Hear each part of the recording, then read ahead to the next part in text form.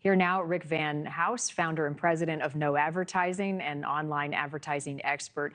Wowzers, right? I mean, does this even compare to the past? I mean, are these new astronomical numbers in the ad world?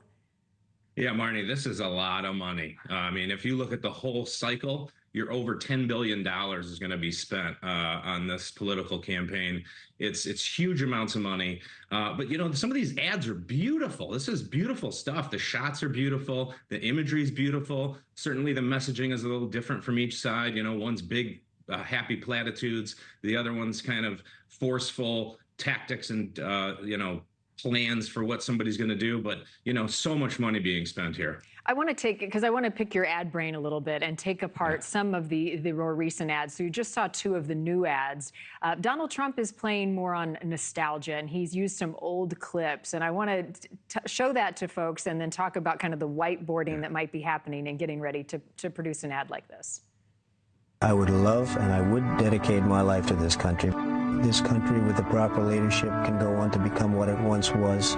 Donald Trump has always fought for America, and he always will. All right, so this is not a divisive ad. This is not, you know, going after immigration and crime. This is Donald Trump's been around for a long time, wants to do good.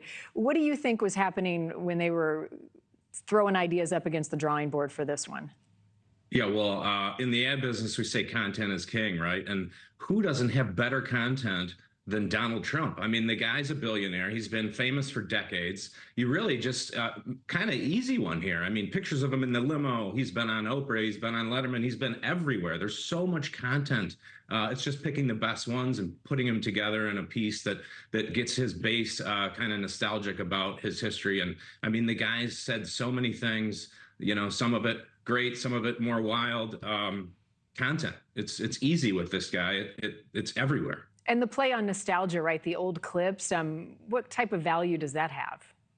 Yeah, I mean, it's going to remind you that he's been around, right? It's this historic tradition of a guy that's been in business, who's been a part of New York City in the United States, who's been doing this for decades and decades of being successful and bringing that older audience and reminding them that, hey, this guy's made it big, and hopefully he can do that again when he comes back to the White House, is kind of what they're trying to portray here. You almost wonder too, Rick, if there's like a double edge to it, that Kamala Harris is new to the game, right? People don't know as much about her. That's been her challenge.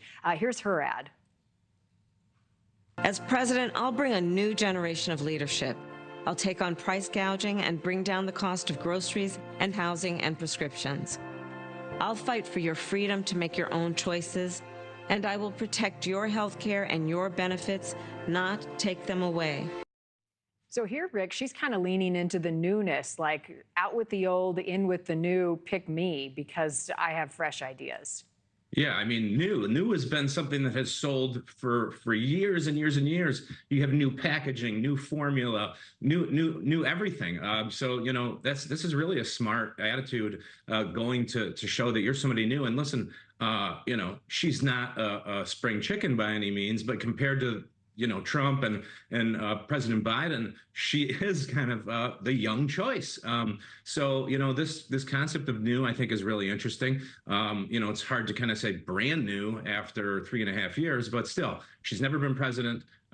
She would probably bring a great new spin to the White House, and I think it's smart of them to use this tactic. New sells. And both of the campaigns pouring so much money into this final stretch this last week. What does the data show, Rick, about how much that can influence momentum and voters as they head to the polls today? There must be something to it. Yeah, I mean, I think a lot of people say that, you know, the books are cooked at this point. There's very few people that are going to be swayed. I think it's just like telling your customers in the business world, like, hey, still believe in me, keep believing in me. You're building that kind of loyalty with your brand, so to speak. I think the interesting thing here is that linear TV as a whole is still the biggest pie here, but the shift is happening. We're seeing more money going to digital advertising, more money going into the programmatic space, more time being spent on podcasts. I mean, Kamala went on mini podcasts, Trump went on mini podcasts. I don't think we've seen this happen before. The shift is happening, and we see that with our clients. The shift away from linear into digital is really making an impact. And I think it's because the younger audience wants more information. They want to see more than a 30 or a 60-second ad. They want to hear these people talk and understand what they stand for through a normal conversation. Yeah. Thank you for watching. Go to newsnationnow.com to find NewsNation on your television provider. And don't forget to click the red subscribe button below to get more of NewsNation's fact-driven, unbiased coverage.